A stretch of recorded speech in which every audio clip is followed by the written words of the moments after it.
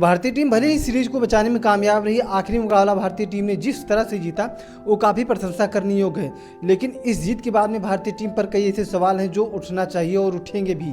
उसमें से सबसे ज़्यादा सवाल जो उठेंगे वो गौतम गंभीर की कोचिंग पर उठेंगे, क्योंकि देखा जाए तो गौतम गंभीर के अभी तक उनके कार्यकाल में 13 टेस्ट मुकाबले खेले गए और 13 टेस्ट मुकाबले में से गौतम गंभीर अपने कोचिंग के दौरान मात्र 3 टेस्ट ही जितवा पाए हैं, जिसमें से एक टेस्ट उन्होंने जीता था ऑस्ट्रेलिया के खिलाफ जो बीजीटी में हुआ था, बीजीटी वाला मुकाबला था उसमें, और 2 टेस्ट यहाँ पर इन्होंने इंग्लैंड के खिलाफ जीते हैं। बाकी अभी तक 13 टेस्ट मुकाबलों में से वो मात्र 3 ही जीत पाए हैं। सबसे बड़ी उनकी नाकामयाबी वहाँ पर साबित हुई थी जब भारत में ही रह करके भारतीय टीम ने 3-0 से सीरीज गंवा दी थी और क्लीन स्वीप पहली बार भारतीय टीम भारत में हुई थी न्यूजीलैंड के खिलाफ। उसके बाद में वहाँ से भारतीय टीम बीजीटी खेलने के लिए ऑस्ट्रेलिया जाती है और वहाँ पर भी भारतीय टीम का बुरा हाल होता है। 5 मैचों की टेस्ट सीरीज में मात्र 1 मुकाबला जीत पाते हैं और 3-1 सी सीरीज को गंवा देते हैं। उसके बाद अब भारतीय टीम जब इंग्लैंड जाती है तो यहाँ पर भी कुछ इस तरह से हाल होता हुआ दिखाई दे रहा था। वो तो शुक्र है कि आखिरी मुकाबला जो था मोहम्मद सिराज और प्रसिद्ध कृष्णा के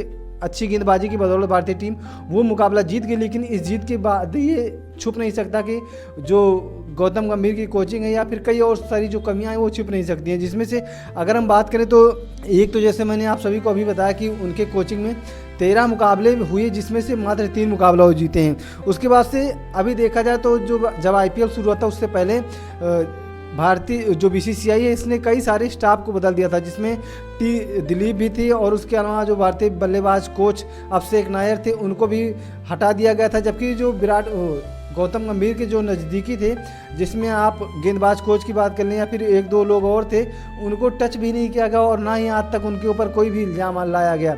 वैसे अगर देखा जाए तो जो मॉर्नी मोरकल उनका आज तक कहीं जिक्र भी नहीं होता। भारतीय टीम मुकाबला हारे जीते कितना भी बवाल हो जाए लेकिन उनका जिक्र तक नहीं आता है। और अब यहाँ पर गौतम गंभीर के चयन नीति पर भी काफ़ी सवाल उठाए जा रहे हैं, क्योंकि अगर देखो जो भारतीय टेस्ट टीम का स्क्वाड जो गया हुआ था इंग्लैंड में उसमें कई ऐसे खिलाड़ी थे जिनको मौका नहीं दिया गया।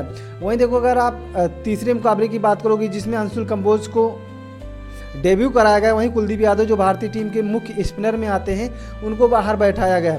तो ये सब भी सवाल अब उठ रहे हैं कि जब इतने अच्छे स्पिनर आपके पास मौजूद थे तो उनको आपने एक भी मुकाबले में मौका क्यों नहीं दिया। तो लास्ट वाला मुकाबला भारतीय टीम जीत करके सीरीज तो बचा ले गई, लेकिन इन सवालों से गंभीर अब नहीं बच पाएंगे। तो आप सभी का क्या सवाल है गौतम गंभीर को लेकर के, आप लोग अपनी राय कमेंट में दे सकते हैं। और अभी तक आपने हमारे चैनल को सब्सक्राइब नहीं किया तो प्लीज़ हमारे चैनल को सब्सक्राइब जरूर कर लीजिएगा। धन्यवाद।